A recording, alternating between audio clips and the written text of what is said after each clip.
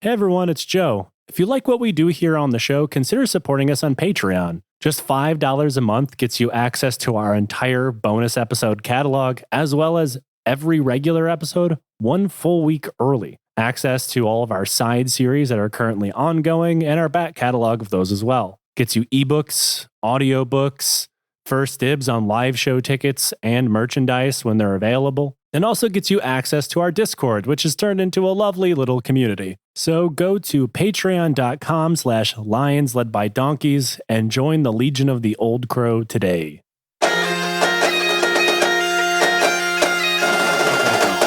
Lions led by donkeys.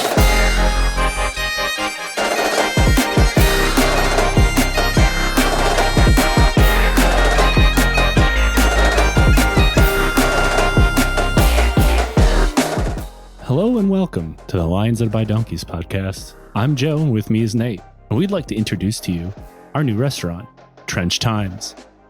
All of the fun of your favorite medieval times combined with the joys of the Western Front of World War I. Our sergeant wait staff will yell at you from the moment you come into our establishment as they lead you to your seats in one of 6 trench seating areas, while our cracked acting staff fire machine guns over your head. From there, you'll be sprayed with a fine mixture of mud and human shit to really set the mood as our kitchen staff get to work cooking your meal, which will be on schedule, and by that I mean several days late with the doors barred, and we begin firing real live artillery shells directly at you. Nate, how are you doing today?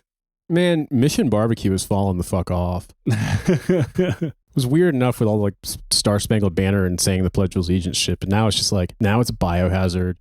Now they're giving me shell shock. Now I've got neurasthenia, combat fatigue, soldier's heart. I've got all these different diseases for ways they want to kind of like, I don't know, medicalize and pathologize the fact that like it kind of sucks thinking you're going to die and being really confirmed in the fact that it's a risk for a very long time.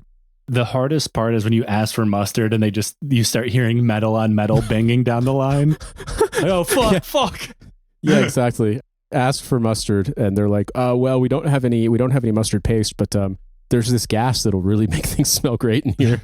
It's very spicy. You only smell it once. They never have to put urinal cakes in the toilets either. Everybody's just emptying their bowels directly into their pants. Well, I was thinking more, they're like, well, the chlorine gas, it winds up getting in there and, you know. Oh, yeah. Yeah, everything is very clean. And by that, I mean, it's the only restaurant you go to that isn't, I don't know, if you're in Michigan, it's certainly like the local Coney Island.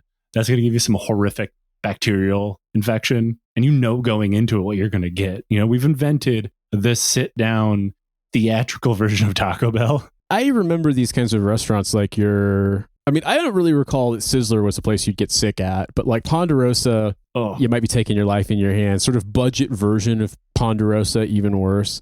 And so it's like thinking about that extended metaphor that if you offered a Ponderosa buffet to a bunch of guys from the Somme, they wouldn't get sick.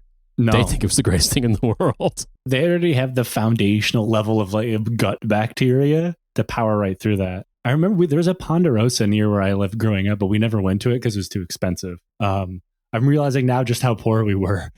Yeah. I mean, it's weird, right? Because on one hand, you can definitely eat your fill and then some when there's like a cash price for like all you can eat. But on the other hand, it's like sometimes the cash up front, it was like $9 or $12 per person. And it's like, that's, yeah, if you're broke, like that's, I can recall being broke enough where I'm like, I'm going to ride my bike to the grocery store across the highway like a crackhead because I don't want to use up any gas that I might need to get to actual work.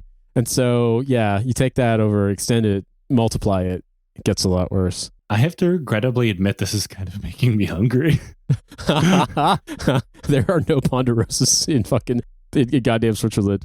There are Mongolian barbecue places, but they're actually run by Mongolians. It's not just like the fucking cheap food shithole. I'm trying to think like of the actual Mongolian food rather than like shitty stir fry. Yeah, here's the thing, right? I was confused. I'm like, oh, it's like Bloomington, Indiana, except I'm in like, I don't know, Cordovan in Geneva. But then all of the writing is in Mongolian with like Mongolian flag stuff, and it actually looks like the real deal. And they also have some definitely not Mongolian barbecue things like the great big dumplings and stuff that looks like it's made out of fermented some kind of dairy. Like, so yeah, when I saw it, I was like, oh no, it's an actual Mongolian restaurant. Okay. After the recording, Nate's going to go get turned up on fermented mare's milk. Going to a Kyrgyz restaurant and coming back with like 6 falcons on my shoulders. This podcast only does throat singing now.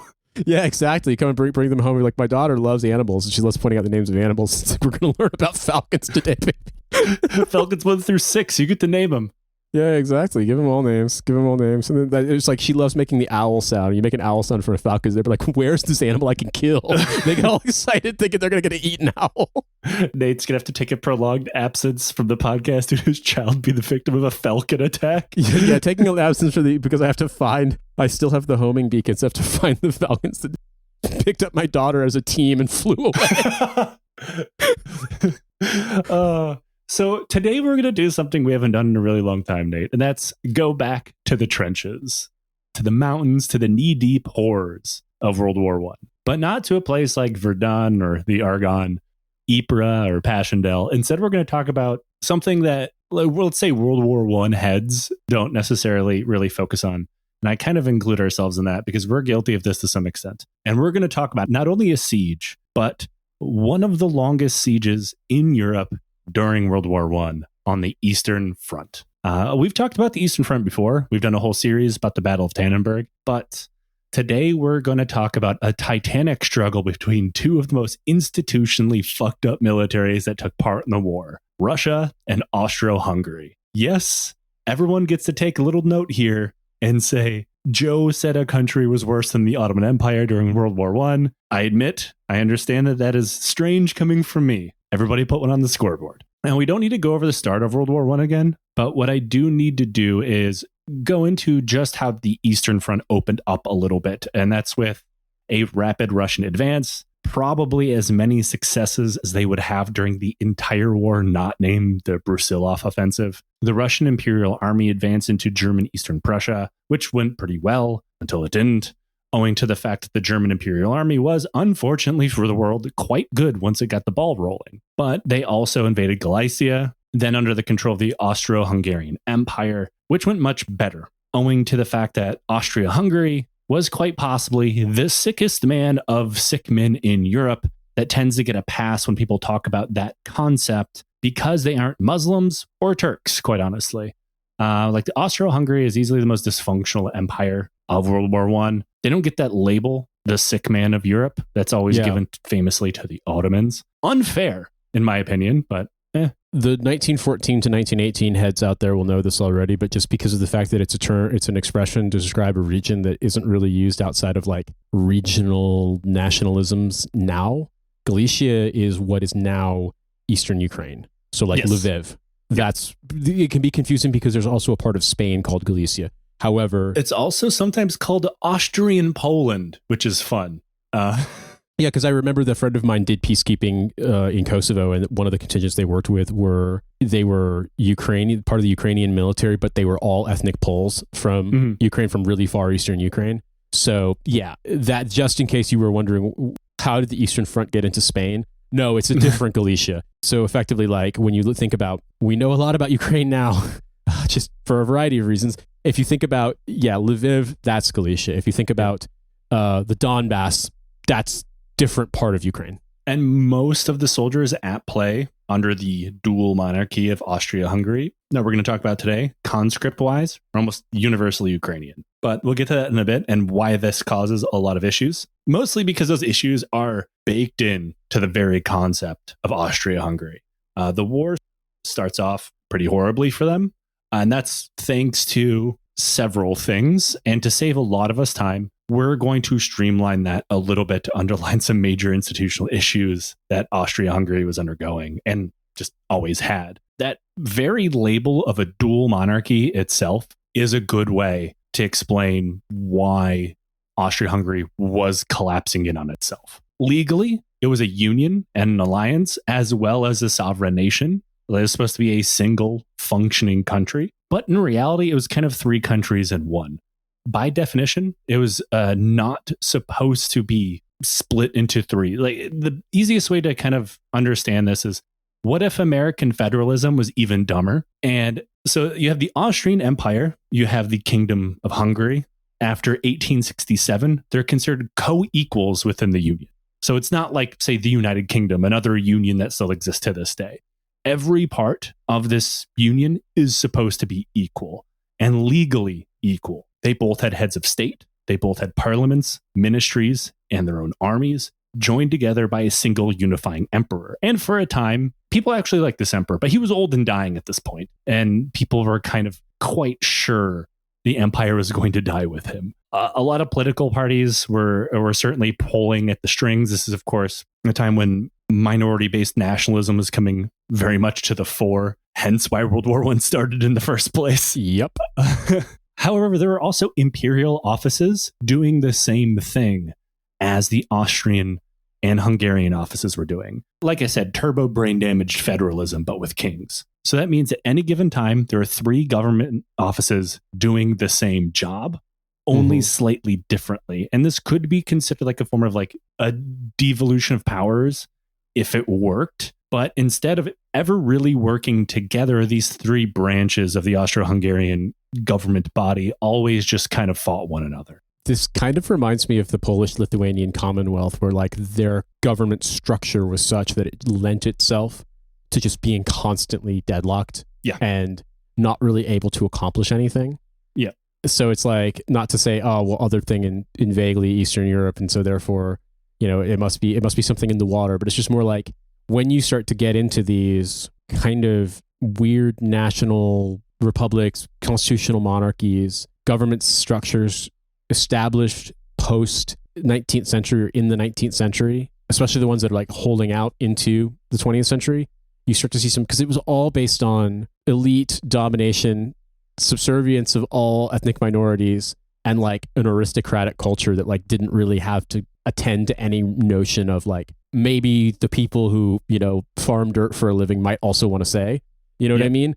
And not to say that this was like this massively egalitarian thing that was happening in 1914, 1918, but more along the lines of like, you can see how it didn't keep pace with other developments elsewhere. It rapidly died because it was an anachronism trying to tamp down on all of these new political... I mean, kind of pointing at something that still exists today that by definition and by law is absolutely never going to work, is like the Lebanese government for a lot of the same reasons. I mean, you could go further than that, and you could go and be like, oh, you mean a thing that was a construct of weird 18th and 19th century liberalism that envisions a kind of like comedy between equal parties and the complete disenfranchisement of anyone who isn't already elite, and somehow it's inherently unstable. You mean the country we're from, the United States of America. Yep. Weird how that works. We're definitely stomping on the gas towards becoming Austro-Hungary, but dumber because it was built by all the like dirt farmers and elites, like great-great-great-grandchildren.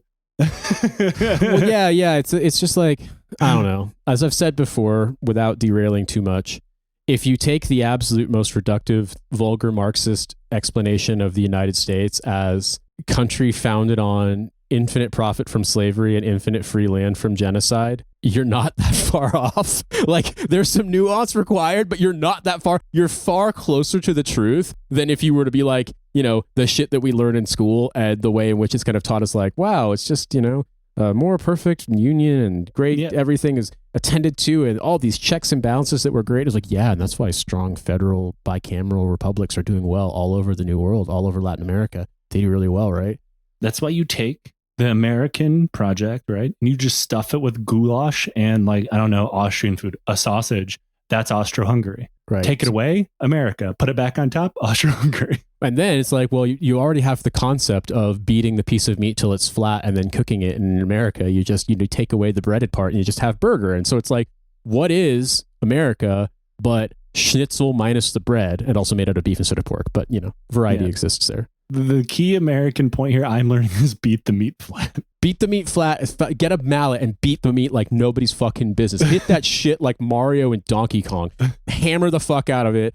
Get it as flat as it possibly can be. And then, I mean, if you squint or you hit yourself in the head really hard, a schnitzel with spätzle kind of looks like a burger and fries. That's true. Yeah. So that means like at any given time, there's 3 different budgets, 3 different governments bitching about who got what over what. And as you can imagine, for people, depending on what country you live in right now and are listening to this system doesn't really work as it should, either locally or nationally. The country was also quite large, second only to Russia in landmass, and third in population after Germany and Russia. Within that population, there are multiple different nationalities, languages, religions, and ethnicities, all of which caused constant tension because they did not necessarily want to be part of this national body. My dad happened to work with a guy when he was a staff officer who was like the highest ranking Hungarian American to serve in the U.S. military. It's a guy named Huba Vasasega, and like he was technically speaking Romanian, but he was a Romanian Hungarian because there's a large Hungarian minority in northern Romania.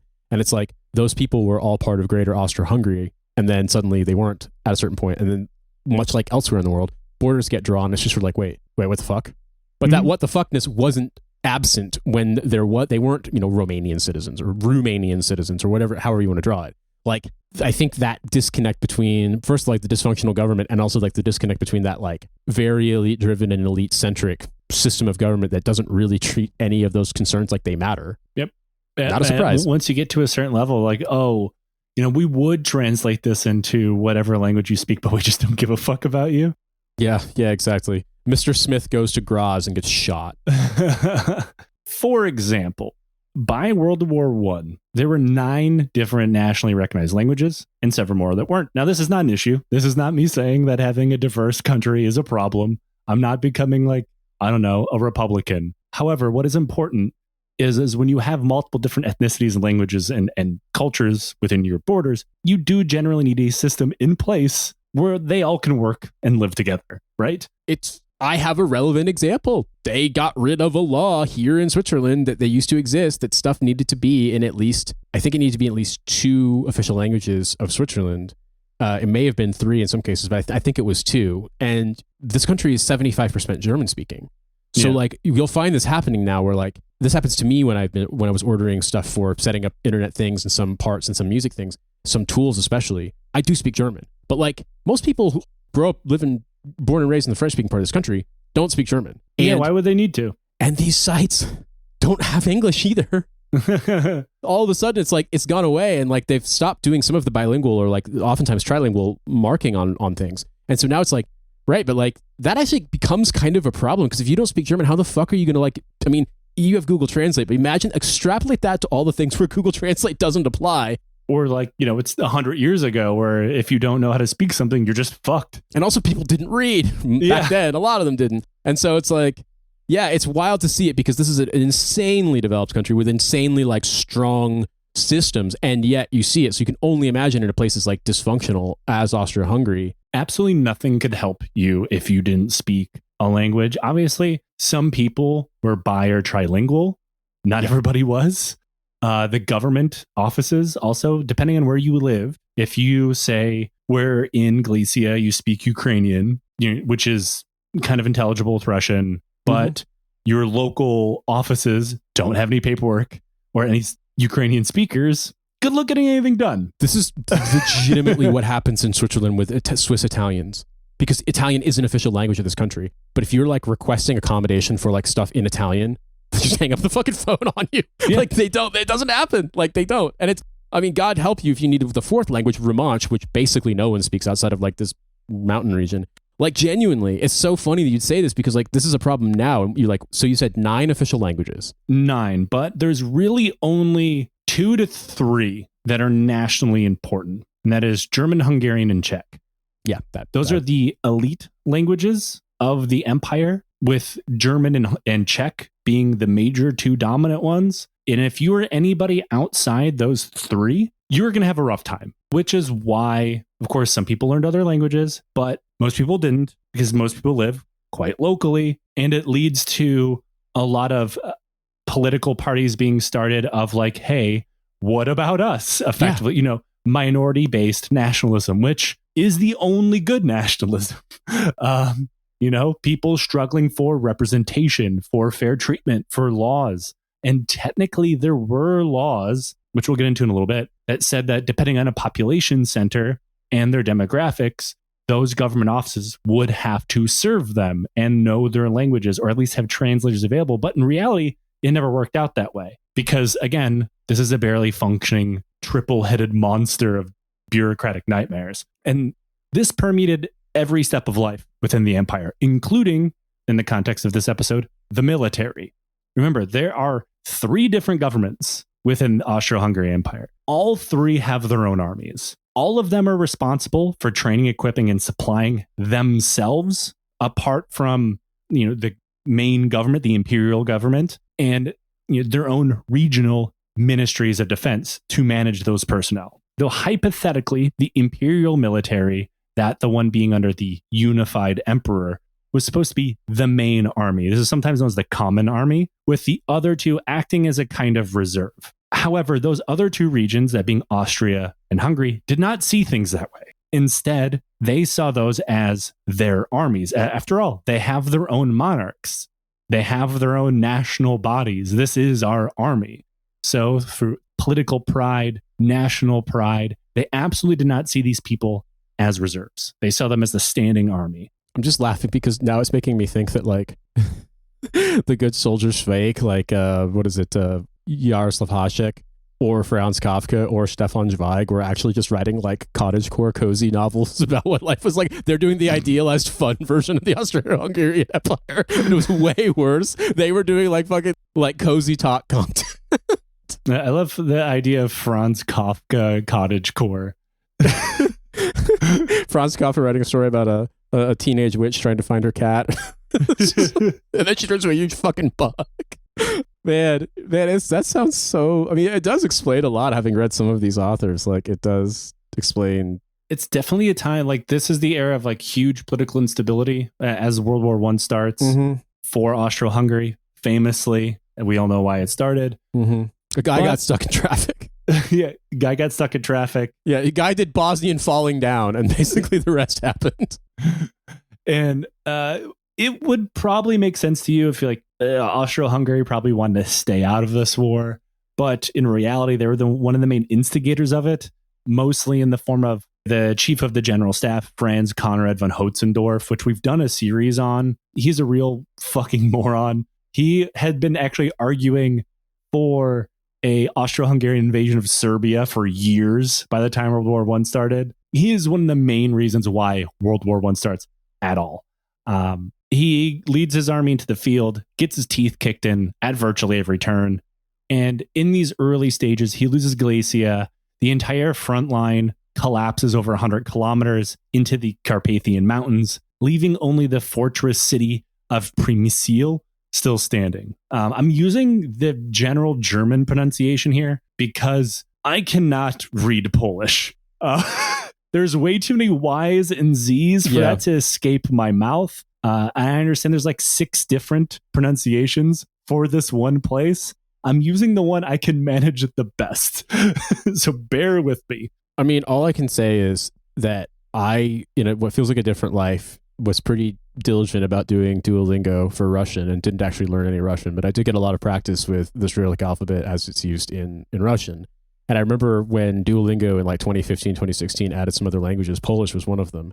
And I remember being like, what on earth? I feel like Polish is one of those languages like Icelandic that they're like, no, the reason why we always learn another language is because we can't expect you to learn this. well, I guess that's the thing, right? Is that for me, it was like, because I had the experience with Russian, there were a lot of words in Polish that are very similar, if not the exact same. I'm just pronounced with, Polish pronunciation. But you also start to understand why the Cyrillic alphabet exists, because like in Polish, they're represented by like 4 consonants jammed together when it's one letter in Russian. I'm not saying Polish should use the Cyrillic alphabet. Wow. I understand. Nate coming out in favor of the Russian Imperial project. Exactly. I want to Russify Poland. I'm sorry. Kaliningrad should just expand outward. It should just take over Poland. I don't know enough. We're now about banned from Poland. I think. Exactly, which sucks because I mean, Polish people and American people have a great big handshake between like basically every Polish person I've met who's left Poland or has lived abroad is like cool and also knows their government fucking sucks shit. And that's most Americans who end up living abroad, maybe not traveling or studying abroad. And also it's like Polish people are probably like, wow, American podcast, they have to talk in circles so that they can change a light bulb. So they probably think that we're dumb as well. Polish and Americans shaking hands over a pile of mashed potatoes and racism. Yeah, exactly.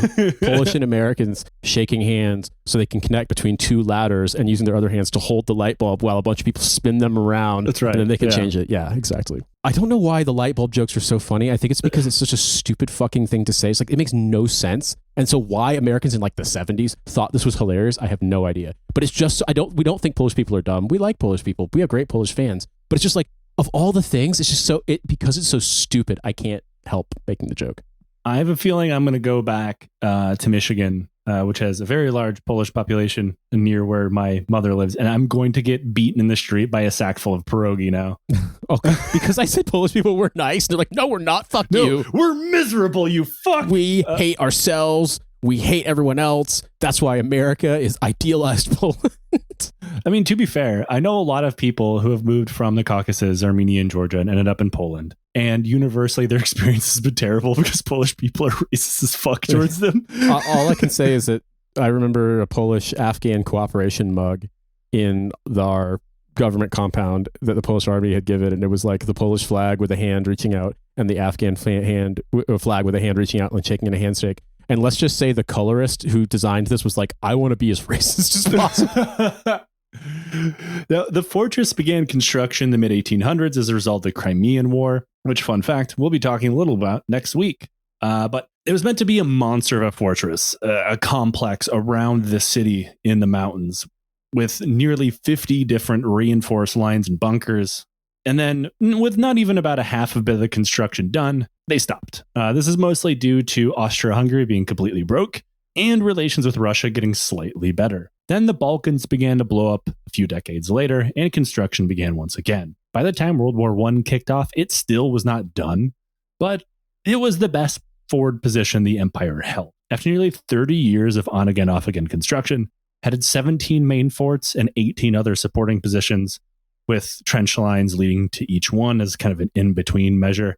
And all of that was reinforced around there with 500,000 miles of barbed wire. That is otherwise known as a fuckload of barbed wire. That's a lot of barbed wire. That feels like there's a number of small countries in Europe, maybe even medium-sized countries in Europe, where you just do a single-strand barbed wire fence around the whole country with that. Yeah, I live in one. Yeah, but you have to barbed wire the ocean though, which don't worry, Geert Wilders is working on that. Yeah, he is. Actually, by the time this episode comes out, we will know how badly those elections went and if I am being deported, probably. With that being said, virtually all of the construction done previously was horribly out of date. This was, unreinforced concrete, for example, and gun positions built for guns that were, 40 years too old. This is not exactly the position you want to be in, say, 1914-15, and taking shots with a modern piece of artillery, for example. It had nearly 1,000 fortress guns, which is a ton. Admittedly, even out-of-date guns, if you have 1,000 of them, can do some damage. But outside of about 30, they were very old.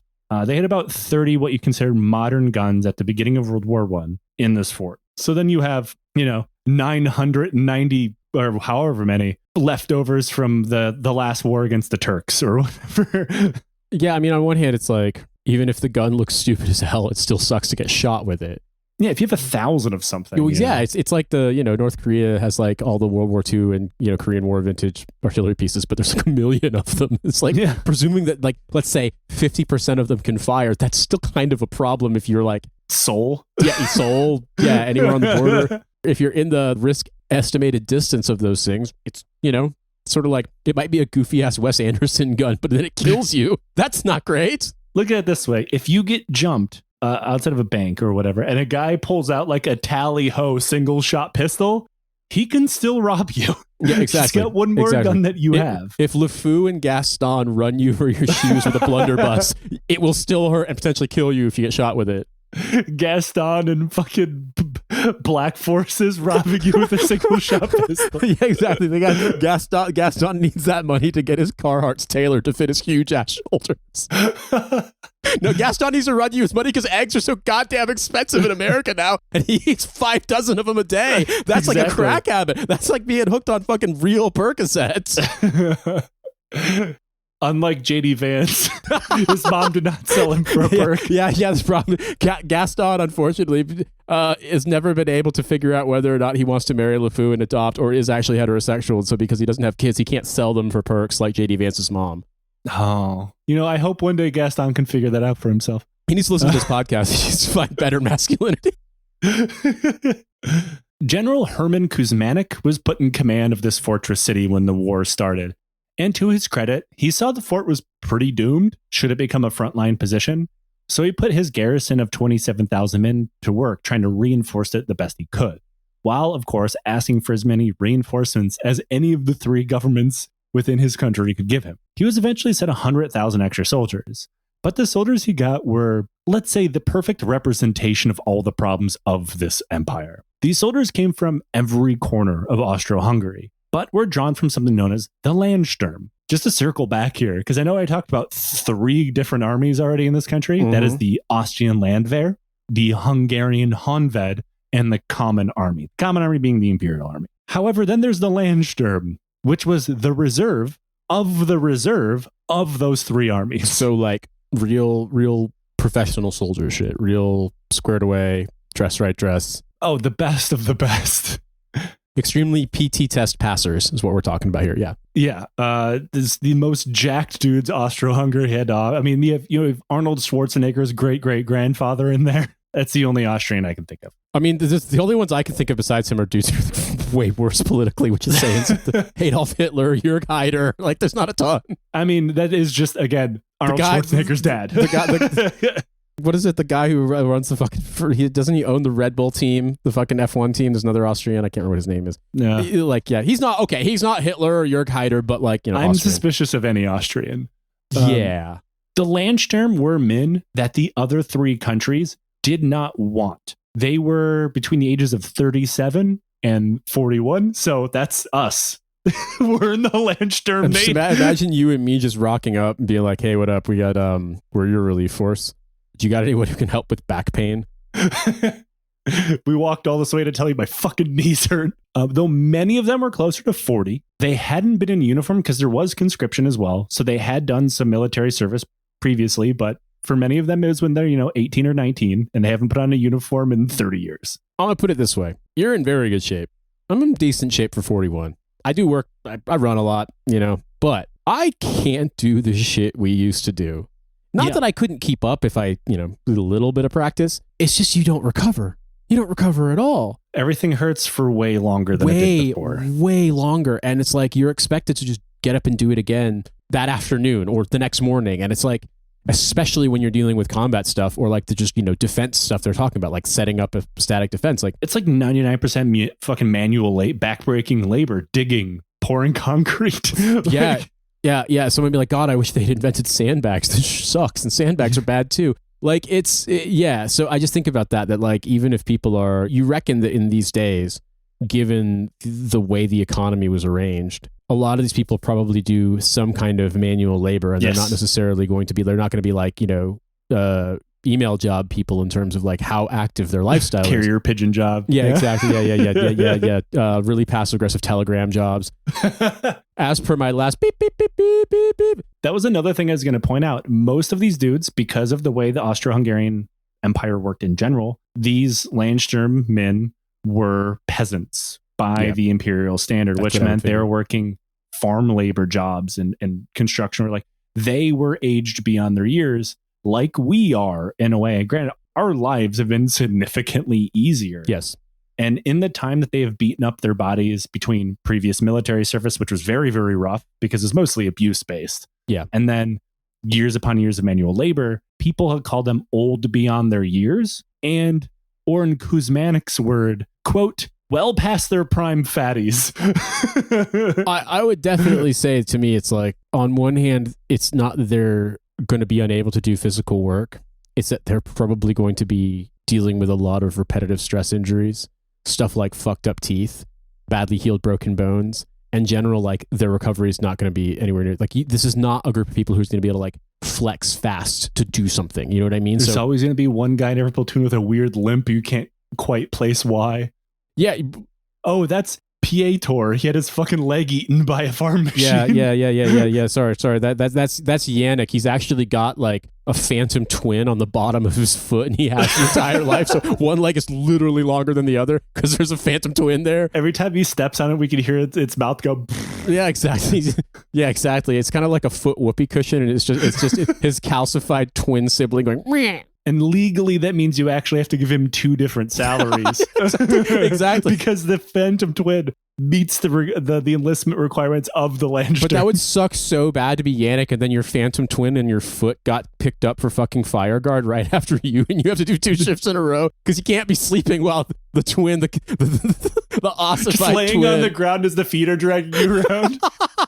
Fuck, dude, my shift ended 2 hours ago. And because it's the Austro-Hungarian Empire, you speak German, but your foot speaks Czech. Yeah, exactly. God damn it. That brings us to the language problems between the soldiers, not just the Phantom Twins. The vast majority of the Landsturm sent specifically to Przemysl fortress is Polish or Ukrainian, with a loose understanding of German or Czech, but not nearly enough to say they're conversational or anything like that. Others still had zero understanding of the basics of any language we've named so far. So there's 4 out of every 5 speak Polish or Ukrainian. But then the 5th guy is I don't know, some weird regional dialect speaker that can't understand any of them. Yeah, I mean, and there's a lot of minority languages in this part of the world. Yeah. Even places that now are countries that are now nation states and have national languages, even within those places, there are significant dialects. And you think about think about the variety of weird accents in a country like the United Kingdom, which was around for a very long time, speaking that language or some form of that language before mass communication and standardization and centralized government in a significant way. And think about how much wild offshoots of accents you have and dialects you have. And it's sure. Imagine what, I mean, if there are recordings of Germans or Brits who were taken POW in the First World War where they were made to record things to help the German army train spies, and their accents are they don't exist anymore. They're complete that level. And it's imagine that, but then you have 9 official languages in this notional entity that is represented by the 3 governments. And it's yeah, I bet you there's a lot of people who can't fucking talk. Sometimes when I call somebody up on the phone and they're in Scotland, I can't understand a fucking word they're saying. So it's Yep. We recently had that experience at their live show. Scottish fans, we love you, but I can only understand about 50% of you. I actually do really well with Glaswegians because shouts out to Ross Palethorpe, one of my best friends who's from there. And so by talking to him so much, I actually was okay. But man, my God, I can only imagine what it's like. And there's weirder. And that's one language. So what we're talking about here is it just feels as though it's full on oh, now I see why they put the bit about the Tower of Babel in the Bible. Got it. Okay. And the officer corps wasn't any better. Remember, at the beginning of World War I, the Austro-Hungarian Empire was just like every other country. And by that, I mean its recruitment offices were flooded with young enlisted men and officers from every branch of every military looking, for glory and adventure. We're going to be home by Christmas type shit with one of the 3 armies. But these guys were not them. They had reserve commissions and purposefully did not do that. They had home lives. They had jobs. They had families. They had no want for military service. They'd purchased or were given a commission years before as a kind of status symbol that existed in the empire. They did not want anything to do with this. These men came from higher society. They spoke different languages of, politically and socially dominant nationalities, that being German, Hungarian, or Czech, but mostly German and Czech, with none of them knowing any of the other languages. Military regulations stated at the time that military standard language was German. However, if more than 1/5 of a unit spoke a different language, the officer corps would have to learn that as well. This is a very loose rule. It was never really enforced. And even in the standing armies of let's say the common army, the main Imperial Army, it was virtually impossible. And it was even worse in a place like the Landsturm, where officers and men were just kind of surprise plucked from their daily lives and thrown back into military service. I would say 2 things. Number one, officers typically, as I understand it, generally in European militaries at the time, you had to be literate, but that was obviously not entirely enforced all the time. If you're not literate, it's much more difficult to learn another language because your ability to study of it. I mean, people do it all the time. People have done it since languages have existed. However, and think of where these conscripts are being drawn from. Their own regions where they speak their language. Yeah. Why the fuck would they learn of course. language? And I would also say something else too that I just think is funny when you talk about buying a reserve commission as a status symbol and then this happens. It's like if you had joined the Freemasons because it was a status symbol. It's like, oh shit, we're all getting activated into the final battle with the Dark Lord. Damn it. I just wanted to have a decal. I just wanted to have a cool ring. Fuck. Quit getting your tiny cars. Yeah. Isn't that the Shriners? Yeah, but it's the same fucking idea. Oh no, I have to go to battle in a formation that looks like the cover of the Dead Kennedys album Frankenchrist. The phalanx of tiny Chryslers. Now, according to Kuzmanik, by the time all of his men got put together, he had to publish his daily orders in 15 different languages every morning. For the listener, I'm making a face. I'm making a face of shock and dismay. That's so many. And you can imagine how bad some of those translations were, because some of those languages, nobody in the officer corps spoke. So they had to find like an enlisted guy who's like, yeah, I speak like the third best German. I'll translate it for you because he wants a cake job. You know, I would do that. And so they translate it into this other language that they speak, but they don't speak, say, German or Czech that well. So it's like, as you get down into smaller and smaller languages, the translations are worse and worse. So you're just like a private sitting in the trench. Like, what are the daily orders? You unroll this fucking, I don't know, like tabula rasa of different languages. And you're just like, rotate horse slowly in the air. What the fuck does that even mean? It's like one formation of guys where the private who was drafted to translate really didn't want the job. You see all the people lined up in accordance with the commander's orders in one formation. All of them are completely naked, except they've all wedged a single potato on their dicks. And it's like, we're just following orders. Y'all are the ones who are fucked up right now. We paid attention. Potatoes. It's like the Red Hot Chili Peppers with the socks, but worse. It's Eastern European Red Hot Chili Peppers, which means they're naked, smeared in mayoed potatoes. Oh, no. By September, the Austrian field armies in the area had retreated, and Kuzmanik watched them leave his fortress. He was given orders by Hotzendorf to hold the fort until the last man, and they would do their best to relieve him eventually. Kuzmanik assumed that the Russians would be right at their heels, but they actually weren't. The Russians didn't pull up until October, and they didn't have orders to attack the fortress. Instead, the Russian high command thought it was best to simply go around it and keep pushing the Austrian field armies. However, General Alexei Brusilov disagreed. He thought if he took the fortress, it would open the road wide open for an invasion of Hungary proper, not to mention secure vital railroads in the area. Brusilov also thought leaving an army of 130,000 men at his rear as he advanced was probably a bad idea, even if they were just a whole bunch of middle-aged dudes with back pain. Yeah. It's like, sir, what's the garrison doing? Binoculars up to me. I was like, one guy is at a grill and 98,000 of them are in a circle watching. What are they doing? They're constructing a more and more abstruse metaphor about the incomprehensibility of languages. They're translating shit back and forth like dumb Google Translate telephone game, but they're making dudes do it with printing presses. Someone's beating a messenger pigeon to death with a spatula. I think we should probably just leave them, sir. Yeah. I feel like at this point, this is just their home now. They're just going to establish the one true language. They're going to come out of the bottom of this is actually how Esperanto was invented. Yeah, exactly. Right. It's Esperanto, but it's really, really racist against Roma people. Well, yeah, just like Esperanto. Is it? I don't know. I don't know that much about it. I mean, I imagine it's a language invented in Europe. I know that by default. Yeah, fair enough. Yeah. I mean, it's baked in, I guess. Though since this is the Austro-Hungarian Empire, it can be Roma people or Bosnians or Serbians or just go down the line. Actually, somehow this will come up later. Okay. At this point, the fortress is already surrounded with something of a picketing force, but Brusilov commanded the 3rd and 8th armies, so he began to send those in to fully envelop the fortress city. He had the defenders badly outnumbered, and from an attacker's perspective, the area around the fortress actually was quite good. It had multiple high hills where guns and spotters could be deployed. There was even cover leading up to the fortress in the forms of like ruined villages, woods, and ravines. Things that you think that the Austro-Hungarians would have maybe done something about in the last 30 years to make attacking the fortress a little bit harder, but they didn't. There was even a supporting rail network pulled right up to Brusilov's armies, ensuring a constant supply line. In the one case in all of World War I where the Russian military would not be wanting for resources. And Brusilov decided the best thing to do would be to attack the fortress's southwest, where a massive fort built in the mid-1800s was supported by another 6 that were much newer.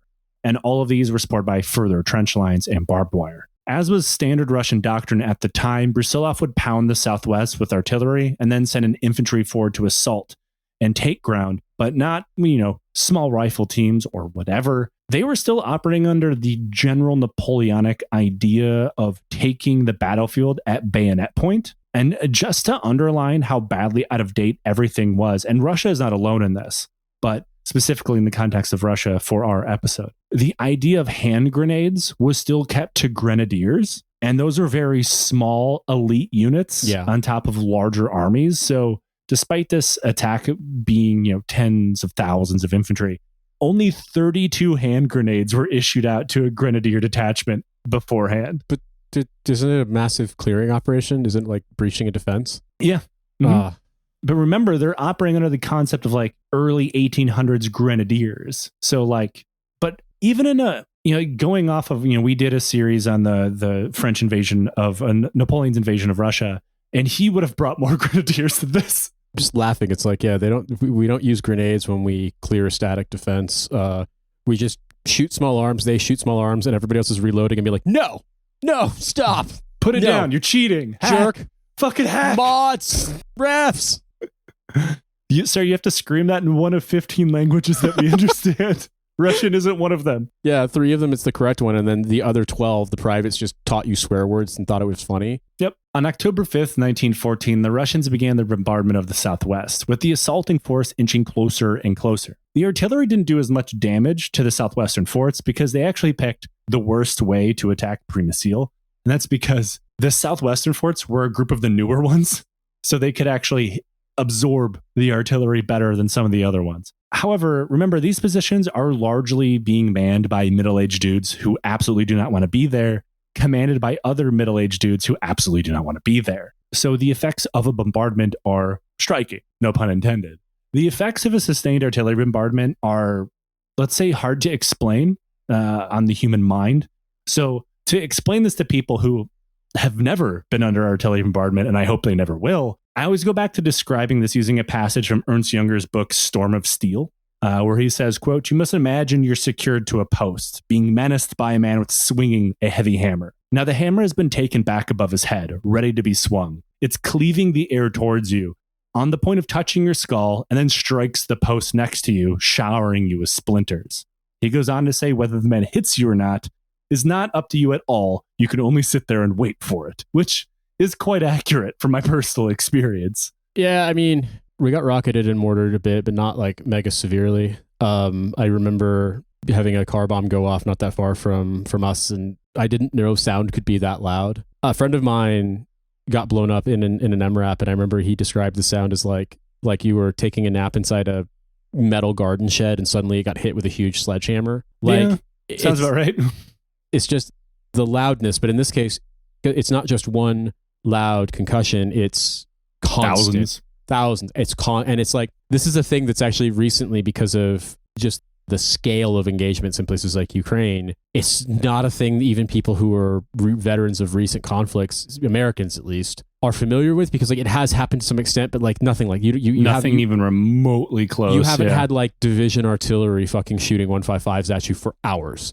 Yeah. But that's a modern version, but like think back to this. They're going to be using the heaviest munitions they have available that can range these targets. And Ernst Junger and other World War I veterans write that it was not uncommon for men to simply break and try to run out of the bunker in the middle of a bombardment because people's minds just shatter. You just snap. I mean, remember I made you read that book Moon Tiger, and that description of the gunner in the tank losing his mind and like being unable to do anything? Like that is so fucking real to my experience. Like some people, like when it actually happens, like it's not even a personal failing, man. It's people want to talk it like it is. It's not. Some people, like when that happens, like being like, I'm going to die, it switches something. There's a part of your brain that is set to, that is not always right, that will say, I need to do something in order to survive.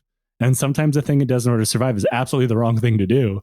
But you're acting at like an animalistic level at that point. And also the thing about it is that what the military tells you, to what military conflict, armed conflict, regimented systems to do this kind of violence tell you to do is completely just sit there and take it. Antithetical to survival instinct. And it's like, you're not supposed to master and suppress your own survival instinct. Yep. And yet, that's why they do so well recruiting guys from the Midwest who make great soldiers. Yeah.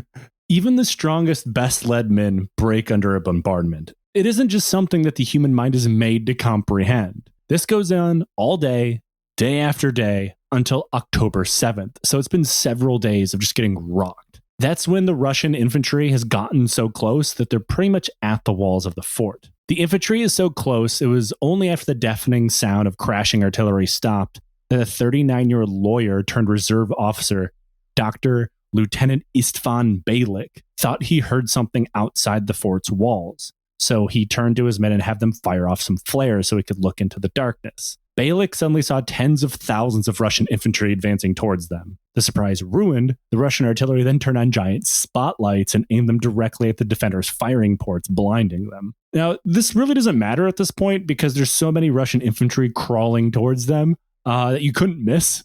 You just kind of point your rifle out the hole and pull the trigger. You might be wondering, well, that's fine. The fortress complex has like 1,000 cannons on it. The Russians are right out in the open, dead to rights, right? Like, just start dropping steel on them. You think? Well, Beylik tried to do that. He got on a field phone and begged for artillery support, but it never came. Now, the artillery support in the fortress city is obviously split into several different commands. Some of the guns are so old they're not mutually supportive.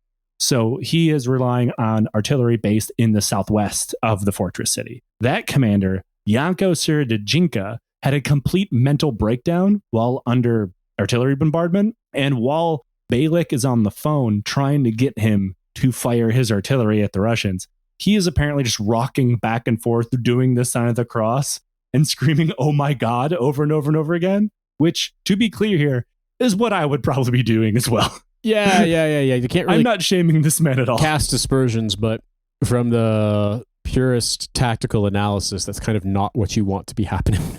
Yeah, militarily, it's not the right thing to do. Though I would say Svyryjinka is only faulted by he didn't double down and be extra safe by also praying to every other god just to be careful in case, his heaven's wrong. Exactly. You got to say, you get those fucking very unhappy privates to translate your prayers into as many languages as possible. Quick, get me one of the Bosnians. I need to say the Shahada just to be safe. The Russians continued to advance, throwing bridges over the defensive ditches that had been dug around the forts, with many units getting so close that defending Ukrainians in Beylik's unit could overhear them speaking Russian to one another. And it's for some comical relief here, they would scream out swear words back at them, knowing the Russians could understand them, which is always lovely. I always like when a soldier's first instinct is just like, tell that guy I fucked his mom. I don't know how to say it, but yell it for me. While there's thousands of people trying to murder you, you're just like spit and roast battles over the fortress walls. There's a phenomenon in the United Kingdom of like scammers pretending to be like offering you deals from like different cell phone companies. And 3 Mobile is one of them in particular, where you get these, it's like scammers in the UK and also scammers in places like India. And it's really annoying. It's really predictable. And like, I got a call one time. I was just like, man, you guys are fucking scammers. Fuck off. Leave me alone. Take me off your list. And I hung up. And then about 2 hours later, a guy called me from the United Kingdom. And I was on the tram and I picked up the phone and I answered in French just because, whatever. I was like, I bet you this is a scammer. And he's like, I am fucking your sister. Don't come home. I fuck your sister. And I was like, did you call me back after work to fucking talk shit to me? Yeah, 100 years ago, the scammers would be doing this over the fortress walls at each other. And so when you mentioned that to me, I was like, in the heat of battle, man's still going to fucking say a roast about the other person's mom. I'm like, I understand that sentiment. I'm taking cover in a trench. I'm reloading my bolt-action rifle. My cell phone is not working. And I know that guy on the other side of the wall is the one who sold it to me. But sorry, I guess then it'd be like my carrier pigeon's broken or something. But it also kind of implies that the closest you can get to a World War I trench battle or fucking fortified engagement against a defensive position is a scammer call center. That those guys basically don't give up. They live in the Somme. They live in Passchendaele. They live in the mental palace of Passchendaele. Because it's like a war of attrition to get rid of them. They'll keep blowing up your phone. I get them here. And for one, I know it's a scam because I'm getting a call on my normal phone number from a Dutch phone number. I always use WhatsApp for everything anyway. And they answer in English, which nobody does. Yeah. And they'll say that you're wanted at the police station for something to do with your ID. Like, no, I'm not.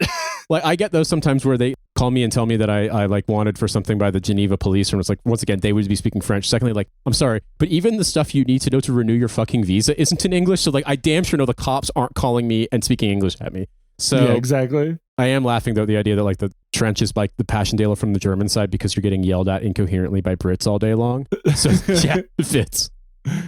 This goes on for hours until eventually the Southwestern artillery opens fire anyway without orders because the commander's subordinate simply like threw him in a closet and took command of the artillery without him. Like, look, you can pray to God in there. We've gotten you a Buddhist, a Muslim, a Scientologist, a priest. Like, you can pray to all the gods for us, but we're going to take the cannons. The Russians were so close that the subordinate that took over the cannons had them depress the cannons all the way to the ground and load canister shot to fire into them. So the direct fire artillery? Yep.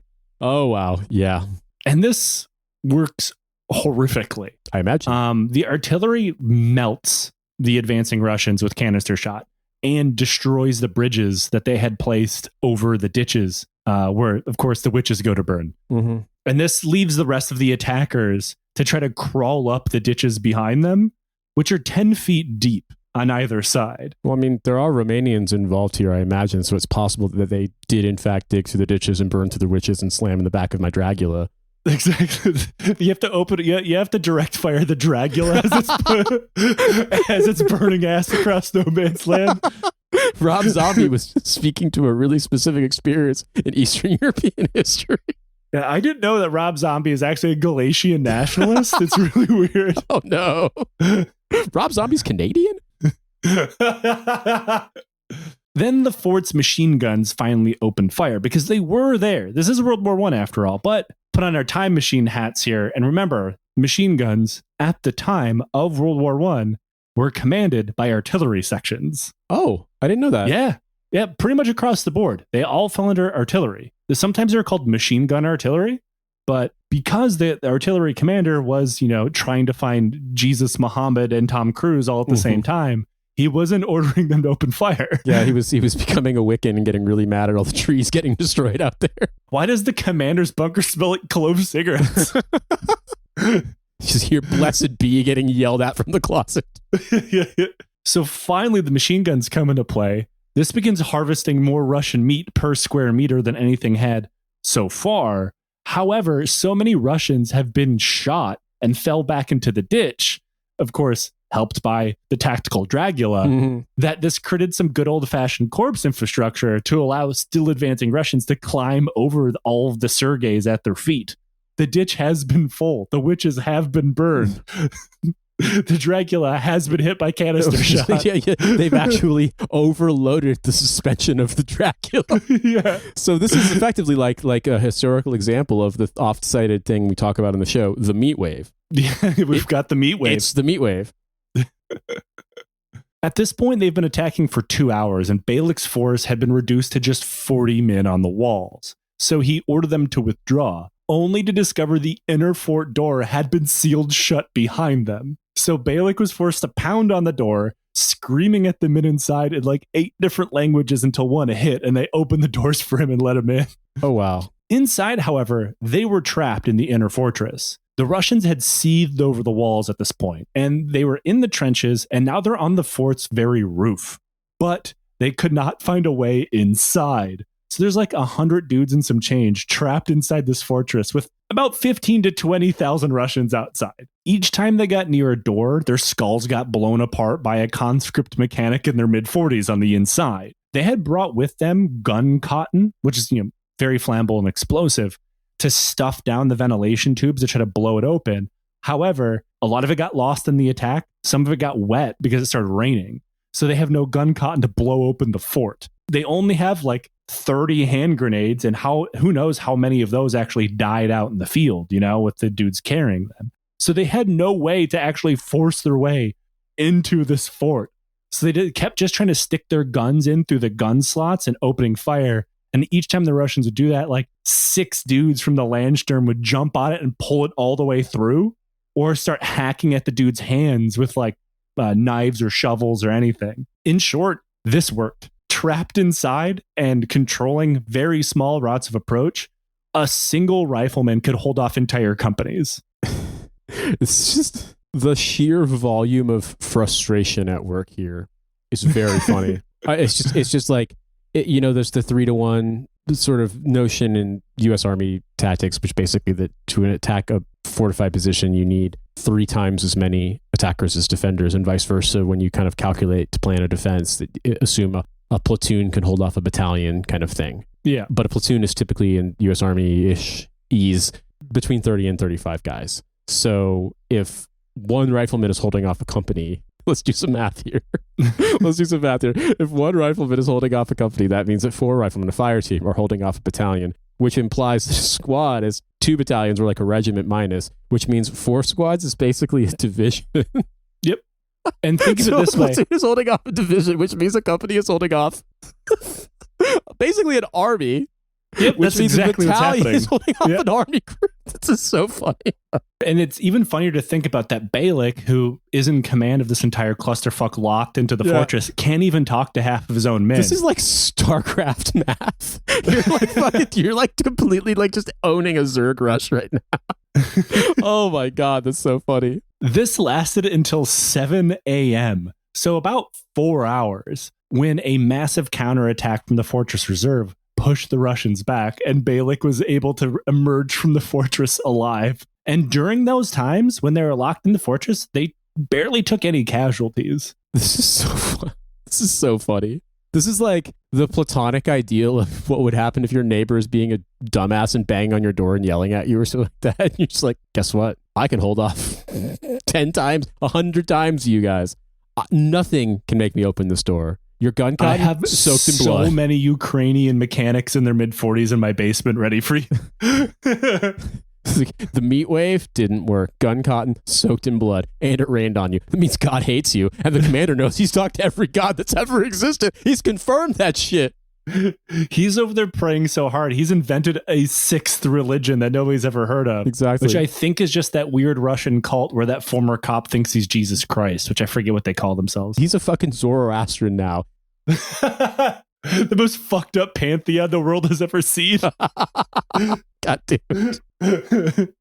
And here's the crazy part. A few days later, on October 12th, the Austro-Hungarian forces really did launch a huge counterattack to relieve the fortress and force Przemysl to break off the siege. But, like every gain made by them during the war, this would be terribly temporary for the people inside. As the Austrian garrison attempted to repair damages done to the southwest during the assault, the Austro-Hungarian Field Army under the command of von Hotzendorf joined forces with the Russian Ninth Army under Paul von Hindenburg, and what resulted was the Battle of the Vistula. This is after the Battle of Tannenberg, for chronological purposes. So nobody in the German command is really taking the Russians seriously anymore. So you can kind of imagine Hindenburg's mindset going into this battle, and that is why they end up getting the shit kicked out of them. Mm-hmm. Both armies are driven from the field on October 31st, with both Hotzendorf and Hindenburg blaming each other because neither of these men could historically ever take blame for anything that they've ever done. Once again, the defenders of Przemysl stood and watched as their allies retreated around them. And once again, Hotzendorf ordered Kuzmanek to hold the fortress no matter what, and we'll be back for you again. This time, however, Kuzmanek was not so sure of that. And I think he had a pretty good idea this time around that he was going to be on his own. During the first siege, before it all started, the Russians actually sent a peace delegation to be like, hey, why don't you just surrender? We won't even take you POW. Just pack up and leave. We don't care. And Kuzmanek had actually laughed at them, mostly because his orders stated that you're supposed to fight no matter what. But he thought the idea of them surrendering was just ridiculous. This time around, however, he saw the Austrian and German field armies leaving, and one of the first things he did was order 18,000 civilians within the fortress to leave, namely women and children, because joining the retreating armies and getting the fuck out of there was certainly a better option than being trapped in a second siege. Yeah. However, despite the order, 30,000 civilians remained in the city. And there's another good reason as why Kuzmanek thought this time around was going to be much worse. It's October. October's turning into November, and they're in a fortress in the Carpathian Mountains as winter is closing in. Shit is going to get grim. And on November 10th, the Russian army showed back up, but not the same one as before. The Russian 11th Army under Andrei Selivanov soon surrounded them. Selivanov had no business being on campaign in winter. He was in his mid-60s and was already suffering from what most people considered tuberculosis. But this is Russia we're talking about. In a way, he would be the odd man out if he didn't have tuberculosis. Yeah. Wait, you're not 80 and have tuberculosis? Get in uniform. Unlike before, he had no assaults planned. Instead, he would settle in for the classic horror-inducing siege tactic of digging in and just waiting for the people inside to starve for as long as it would take. Because remember, the Russian military is sitting on a dedicated rail transport network. They really don't got to worry about anything. It's going to be cold, diseases are going to hurt them, but they're not going to starve. They'll be fine. Despite this, Kuzmanik thought the best thing he could do was just let life in Przemysl continue as it had, for morale's sake. The fortress city had theaters, schools, parks. It's a city before it's a fortress. All these things that normal life had before the war that makes normal life normal life. So he just let people keep going about their lives. He made sure to go to the theater and watch plays and comedies with people in order to keep morale up so they could see the commander of the siege is there with them so things can't be that bad, even as things were getting progressively harder. Artillery wasn't crashing down on the civilian areas, at least not yet. That was kept to the fortress positions miles away. But everyone could hear the constant shelling to the point that it was remarked that occasionally teachers had to wait until the loudest explosion stopped so the students in front of them could hear them talk. And for my sake here, the theater that they went to was called the Olympia. So just imagine a World War I siege starvation version of the Mr. Olympia. I was thinking something different. I was like, it's Olympia, like Olympia, Washington. So what you're saying is... Everybody's doing heroin there?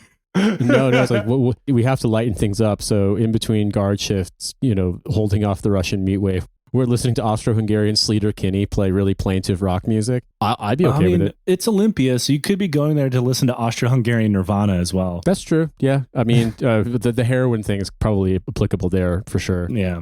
I mean, it's really hard to get up there from Austro-Hungarian Aberdeen, where Kurt Cobain is from.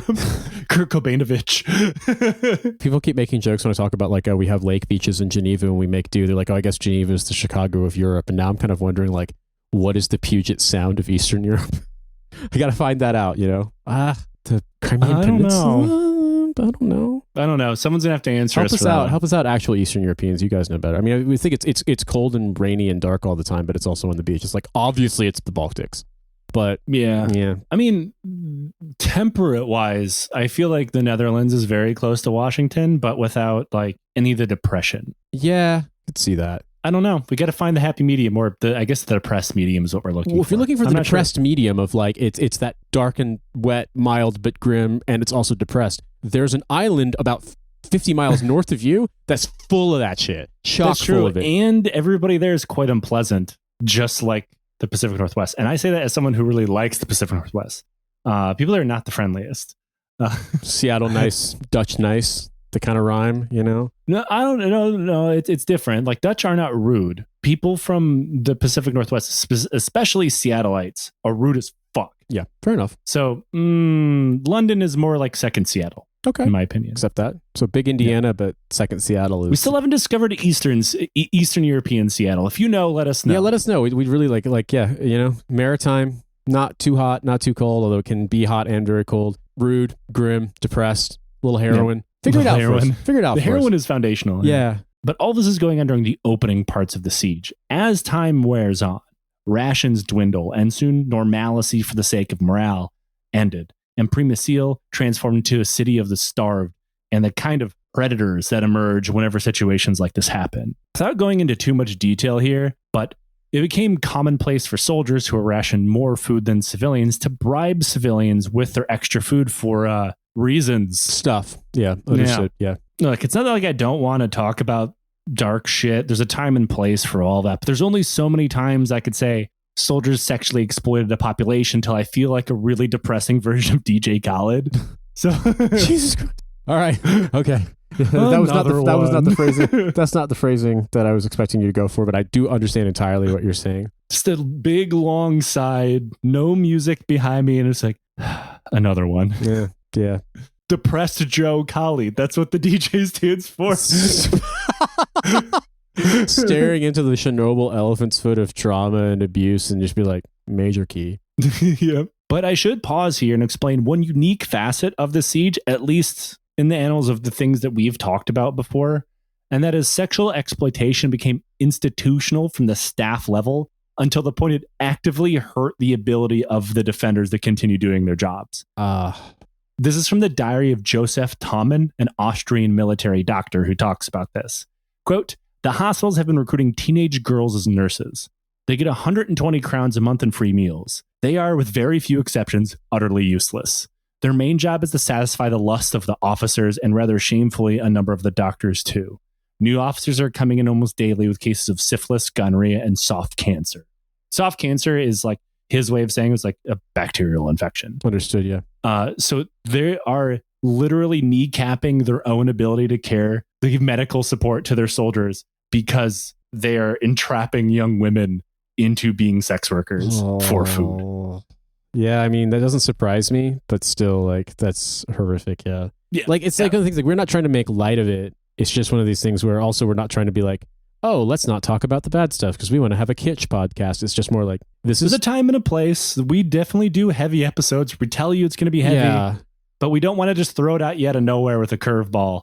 But it does impact the actual siege portion that we're talking about, which is why I feel like I had to bring that up, where it's like, if you got wounded, you'd get no medical care because officers literally got rid of all of it for sexual exploitation and also of women. In a more, I guess, kind of more abstracted way too, that like this is going to create an incredible amount of enmity, distrust, and even hatred amongst the civilians who are also critically important during a siege defense. Oh, that brings up our next point, and that is Tommins was not the only diary that survived the war that I read for this episode. Przemysl was by nature of being a garrison town in the Eastern Austro-Hungarian Empire very diverse, meaning that these diaries are racist as fuck. More than a few of them just blame the Jews for everything that's happening. What did I do? Which, good news for those people, the Cossacks are the first Russian soldiers into town, which I'm sure that they're huge fans of. But like, and you're probably wondering where'd all these diaries come from, right? Mm-hmm. This survives thanks to a weird quirk of the siege and also World War One. And that is airplanes were still pretty new, but useless to help lift the siege. They could be used for limited airmail. So people were sending letters back and forth through all of this. Right. But the airplanes couldn't exactly bring them like food or medicine that they needed because they couldn't carry that much. So they survived all like grandma and grandpappy's racist fucking diaries, but couldn't bring a sausage or like, I don't know, whatever gonorrhea medicine was back then. Yeah. Please preserve this for humanity like a time capsule. Bear witness to our suffering. And you send them like a diary. It's like the world's most racist sketch cartoons of Romanians for some reason. It's like, I'm really happy that you airlifted me copies of the Protocols of the Elders of Zion translated into Ukrainian. Thanks for that. Didn't really need this. Yeah, exactly. It's just like cartoon about like average Slovakian brain be like. Like, what is the word from the front? It's like, oh, they've only sent racist caricatures again. Nah. Write them back and ask for the condition at the front. Oh, we got another letter. It's the Jews. God damn it. Who keeps giving these people the weight to fly them out on airplanes? These are, oh, by the way, these are all military airplanes that this is being used for. I'm assimilated. I get it, but I'm also of Jewish extraction enough that I feel comfortable being able to make this joke that it must have been really kind of inconvenient to get like an actual tactical picture back in these days because like everyone is so anti-Semitic and you are too, and they're like, oh, it's the Jews. And you're like, yeah, I know it is, but also like, what is the actual tactical picture we're looking at? It's like, guys, you got to tip me something Conrad else. Van Hotzendorf is like, of course it was the Jews, but I need to know what the front looks like. Exactly. It's like, could you at least give me a frontline trace? Yes, I realize that it is in fact the Jewish menace, but like, could you please? I really need to know right now. His tactical map is just like a Charlie Kelly diagram of increasingly more racist cartoons taped to the wall. It's like, guys, listen, like, all right, we've had enough professional military education here, and we have actually reviewed the results of scouting missions enough to know that this sketch of an enormous octopus doing sinister shit around the world probably isn't an accurate representation of enemy positions right now. Meanwhile, there's like one like Hungarian Turkish guy's like, don't look at me. I blame the Armenians. Yeah. Can you imagine like being the one normal Turkish guy during this time? It's like, it must be so inconvenient. His career probably didn't go far. Nah, probably didn't. But the Austrians weren't the only people with planes, and soon Russian planes appeared in the sky as well, though they were not carrying airmail. Instead, they were conducting one of the first bombing attacks against civilian targets of World War I. A proud tradition they carry on to this very day. The disease, however, was the major killer in the fortress city, which I'm sure does not surprise anybody who's been listening to the show for long enough. No. And cholera was the main killer. But as winter crept in, frostbite and exposure entered the podium, claiming soldiers and civilians alike. By the end of January, they had already eaten their last of their strategic meat resource, which was the 21,000 horses inside the fortress, just stacking horse bodies because finally their supply line to Tesco was severed. Yeah, it's like on one hand we are eating man's one true enemy, but on the other hand, it's never a good sign when we get down to the last horse. It's never a good sign if you're in the military or any situation where you end up eating the horses. Like, look, I dislike horses as much as just about anybody on earth.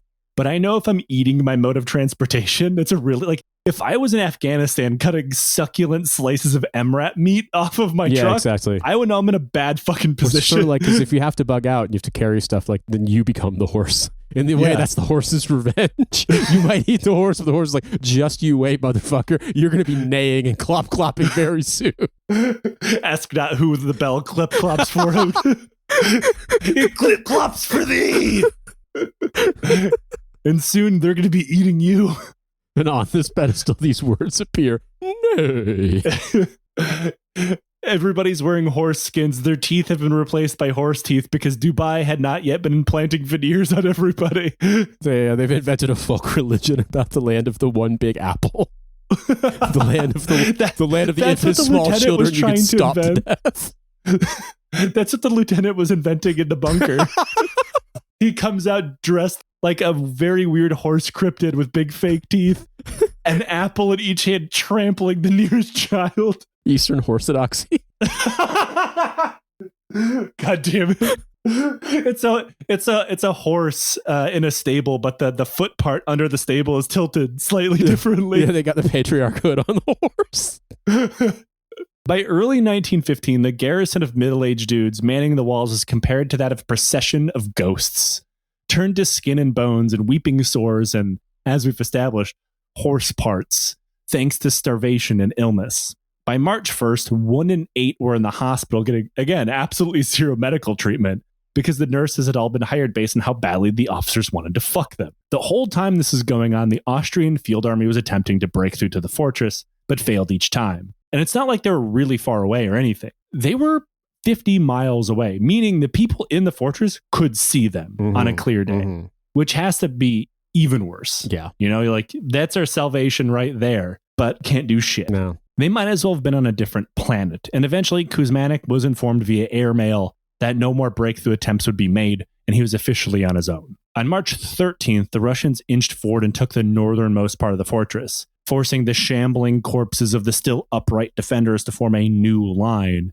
But at this point, it was clear to everyone that the end was near. And this is where things get kind of weird. Weirder, I should suppose. I mean, we did just invent a religion. We did. Kuzmanik it's debated whether he comes up with this idea or someone gives it to him, that they need to do a breakout attempt. And for people who don't know, that means sally out, attempt to break out of a siege and get away. Kuzmanik never really writes about this. It seems to just kind of happen. Someone else posits as like, maybe they wanted to do it as like before they surrendered, do something to give them to like be proud of. We took the fight to them before we surrendered. However, absolutely nobody thinks this breakout attempt is going to work. Kuzmanik, his subordinate officers, they don't think that their men are in any shape to march, let alone actually march somewhere and fight. One officer said that even if we did break out successfully, our men do not have the strength to march 50 miles to meet up with the field army. Say, 50 miles is a very long time when you are at literal starvation level. Like, 5 miles is an insane amount when you're that bad. Dribbling various juices from different diseases. Yeah. But on March 19th, Kuzmanik orders 40,000 men, and it was limited to 40,000 because that's how many could still stand and walk to go on the attack. It collapses as soon as the Russians shoot at them. They lose like 10,000 men killed and wounded. To be fair, some of those could just be like that person was mostly cholera at that point, and they died just walking over there. Yeah, it's like you touch something that's been really burned to ash and it just crumbles. Basically, it's like, but it's a guy. He's still talking. He's still being normal, but you touch him and then he's just like a cigarette butt, cigarette ash, just fucking completely blown away in the wind. He goes to step off, but he's so rotten on the inside, his skeleton just tears through his own skin. I hate it when I try to take a shit right before the attack and I unzip and it turns out I'm full of bugs like Oogie Boogie from the Nightmare Before Christmas. Oh, horse Jesus, please help me. Horsus Christos. Patriarch Secretariat, please intervene on our behalf. The artillery lieutenant stomping, like clip-clopping on the concrete around you is like, remember, 2 stomps means go. 1 stop means stay. Oh my goodness. It's Stations of the Cross, but you trot, canter, and gallop. Mass is basically dressage. Mass is dressage, and like the Holy Sacrament is you just have to like eat hay directly from the hand of the priest. Do not curl your fingers around the hay while you're taking communion. First communion is decided when the horse doesn't immediately try to stomp you to death. You're old enough as a child. Oh, well, that's the official new religion of the podcast. I feel like this might be an incredibly sacrilegious t-shirt idea that you can only wear to certain countries. Eastern Orthodoxy. Oh my God. You know what? I mean, neither of us had any idea going into this episode this was going to be a thing we'd start riffing on. Like Joe writes the scripts and I try to stay somewhat informed, but I didn't know. That's the glory of Horsus Christos is sometimes his guiding light just brings you to the bit. It does. Like literally and figuratively, because he also has a bit. It's the Immaculate Conception, except for the fact there's a huge pile of horse shit. Not so immaculate, but figuratively speaking, that's what we're going to call it.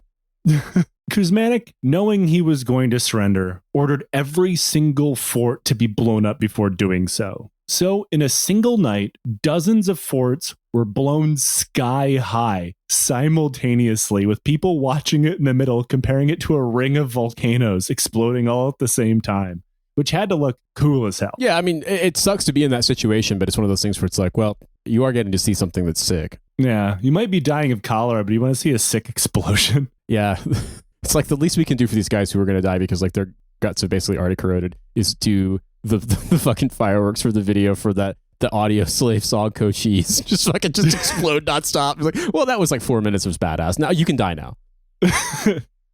So on March 22nd, 1915, after holding on for 6 months, Przemyśl formally ordered his men to surrender. Some of the first Russian units to enter Przemysl were Cossacks, like I talked about, and you know exactly what they did next. Beheadings, a horrible sabers, pogrom. Yeah, pogroms, yeah, all that. Which, according to the letters from some people sent out from the city, they were probably happy to see. The Cossacks proudly proclaimed that the fortress was theirs forever, which was true, as long as you consider forever about 3 months. In June, the Germans launched a massive offensive to retake the area in an effort to make sure no Russian invasion of Hungary would happen. The offensive was successful, at least temporarily, since we all know, spoiler alert, how World War I ends. Yeah, in case you weren't up to speed on that, you haven't kept up with this season. It's troubling. It's like when you watch, Passion of the Christ. Don't tell me how it fucking ends. I have a personal story from this being like, I hadn't seen The Sopranos and started to watch The Sopranos from the beginning, and Cynthia was like, do not look at any Sopranos memes, even if like you think, because like they're going to assume the show's 25 years old at this point. You have probably seen it.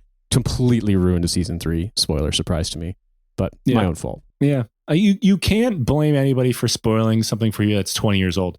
And I know I say that after begging people to not ruin Evangelion for me because we're watching it for Lives Lived by Robots, and that is well over 20 years old. But the rule stands. I'm getting really mad that someone told me that Darth Vader is Luke Skywalker's dad. Getting really hurt. God forbid you know German and see that his name is Dark Father. But for the sake of the war and Austria's and Hotzendorf's constant fuck-ups between 1914 and 1915, it also meant Austria would not really be able to do much of anything without German assistance going forward.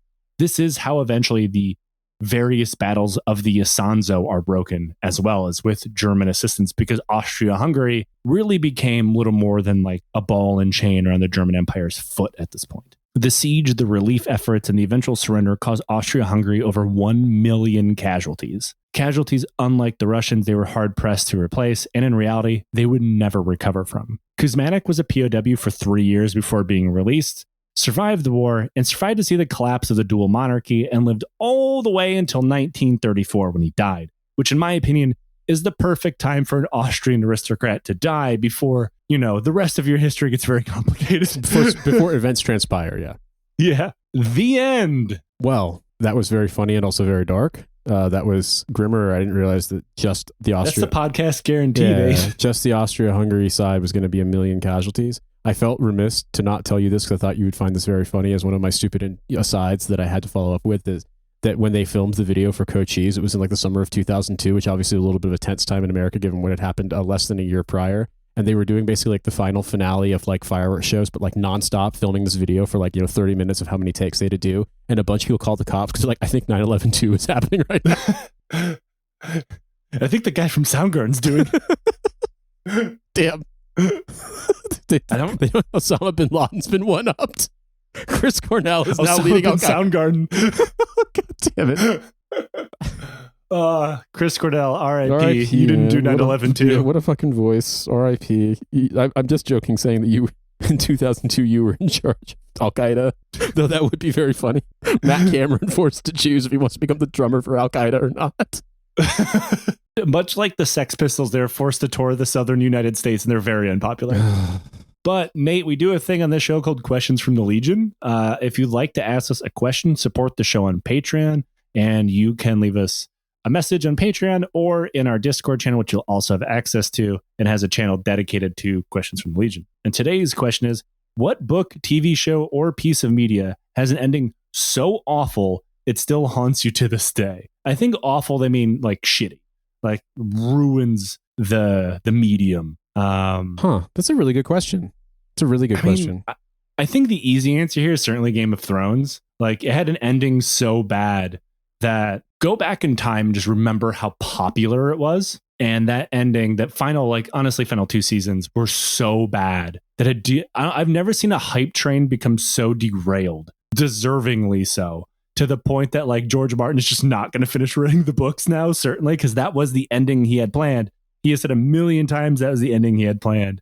And then it went over like a wet fart. Yeah. And then he was just like, I'm done. I got to think about that one. Because, I mean, in terms of like, it's a bad ending to a movie or a series movie, or book. TV show. It could be a book, any piece of media. It's interesting for me because off the top of my head, I really have to think about this. I mean, I think that season 5 of The Wire kind of sucks. It's really stupid. I haven't seen it. It's basically, you can really tell that Ed Burns had to go do another project and wasn't there to moderate fucking David Simon, because it goes in some really stupid directions. So I would say season 4 of The Wire is so insanely good, and then season 5 is not good. And I think the way it ends is quite, it requires a lot of suspension of disbelief and just feels dumb. How I Met Your Mother was another one as well. That ended really badly.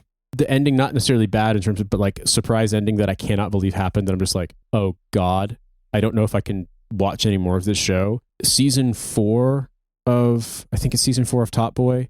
Basically, because there's the 2 seasons from the early 2010s, and then they brought it back, and then there was in the US it's Top Boy Summer House is the first 2, and then they bring it back, and it becomes a much more like complicated show. The very last scene of the very last episode of, I believe it's the 4th season, ends with a surprise twist that like I did not see coming, and I'm like, oh my fucking God, I can't believe they did that. And it's like, oh wow, basically a character that has been integral, that you were really hanging on to, that things seem to be working out for, gets killed in like the last 30 seconds. Completely by surprise. And it's earned, like it's actually earned, but it's just like, oh my fucking God. And it's like, he gets killed in front of his little brother who's like 13. It's horrible. And it just comes out of nowhere. So it's like, I mean, it makes sense in the story, but that's the last scene. It's like, hey, family night with, older brother who's doing crime shit, but taking care of his family. And then someone's at the door and kills him. That I was like, oh my, I mean, that's kind of, again, from The Wire as well. I mean, The Wire in season 1 has something like that. It's really, really hard. I don't want to ruin it for anybody in case they go, you should watch The Wire. It's one of the best TV shows ever made. I've never watched season 5 yet. I don't want to. I haven't had the show ruined for me yet. It's worth to know the end of the story, but I don't think you really lose much. But like, I think with The Wire, like season 1 through 3 is the main story, and season 4 is just cool, good story, like very, very good storytelling and really like engaging and arresting. And it's all about like the fuckedness of America's public school system in a city like Baltimore. So it's worth watching. Hilariously, I don't think it's I think it's a good book. I think the author who wrote this was a quite incredibly fine author in terms of like literary styling. The Australian American author Shirley Hazard did not publish a ton, but what she did publish was very, very highly regarded in sort of like literary fiction. She has 2 novels. I think she has 3 novels, if I'm not mistaken. I can't remember, but there's 2 that are quite well known. One is called The Transit of Venus, came out in 1978, and another one is called The Great Fire, came out in 2003. They're both quite good. I like The Great Fire more. Transit of Venus is very good, and you'll understand, but it's like very much like literary fiction. However, all of that praise aside, Shirley Hazard kills her protagonist on the last page in a surprise plane crash on the last page. And I'm like, wait, this is the same woman who was like kind of snotty about Stephen King being an author talking about storytelling. I'm like, ma'am, you basically did a worse ending than the girl who didn't want to keep writing her fucking My Chemical Romance fan fiction, and so she had them die on 9/11. Like, you did a worse job. Actually, speaking of Stephen King and bad endings, it's bad. It ends with some people call it a gangbang. That's incorrect. It's a train that's gross. in a sewer. In a sewer, with they're quite young, aren't they? Like teenagers. Yeah. Because you have to defeat it with the power of your relationship or whatever. There's a reason why no matter how many times that piece of media is revisited, nobody has once attempted to recreate that for a good reason. Yeah, it's like they de-Mormonized Ender's Game. Yeah, they uncocained it. It's so funny too because like Stephen King obviously has some clunkers, but also some great, and like 11/22/63 is like such a good book, like a shockingly good book. Yeah, he finally figured out how to write an ending at some point and then forgot again. I also love 11/22/63's fucking premise is the guy's like, if I go back in time and buy groceries where they're cheap in the 60s, I can sell burgers for cheap in the present day. I mean, that is like a storyline that I know that book was written probably like 10 years ago now, but it could still be done now because groceries be fucking crazy. So good. I mean, it's like no, I don't want to go back and kill baby Hitler, but I can buy groceries for cheap. I can buy meat for like 10 cents a pound and sell it. My burgers are cheap and everyone loves me. And they made a mini series about it, and I'm pretty sure it stars James Franco, which did not age well. But yeah, that's my answer. That's a podcast. Nate, you are involved in many other podcasts. Plug those podcasts. So I am a co-host of What a Hell of a Way to Dad, a podcast about parenting and also why you shouldn't join the military. I am the producer and co-host of Trash Future, a podcast about the tech industry being scammy and bad, but also it's a funny podcast. It's not always just us yelling about the news. I am also the producer of Kill James Bond, a feminist film podcast that started with Bond films, but now has gone on to lots of other things, and it's great. It's really entertaining. And I advise, I'm not really doing production, but I advise on No Gods, No Mayors, a podcast about every mayor ever. This is the only podcast that I host, so consider supporting us on Patreon. You get episodes like this a week early. You get almost 8 years worth of bonus content, Discord access, Patreon, exclusives, like side series like the history of Armenia and Lines Led by Robots, ton of other stuff. So support the show. $5 a month gets you absolutely everything. And leave us a review and wherever it is you listen to podcasts. It helps us immensely, especially when it comes to booking live shows. So if you want to see us in a place that is not the United States, because legally our show is a bit sketchy there now, thanks to many of us not being Americans. But if you want to see us a place other than that, leave us a review so we can book venues easier because it helps a lot. And until next time, may Jesus Horsus Christos bless you. And with nay.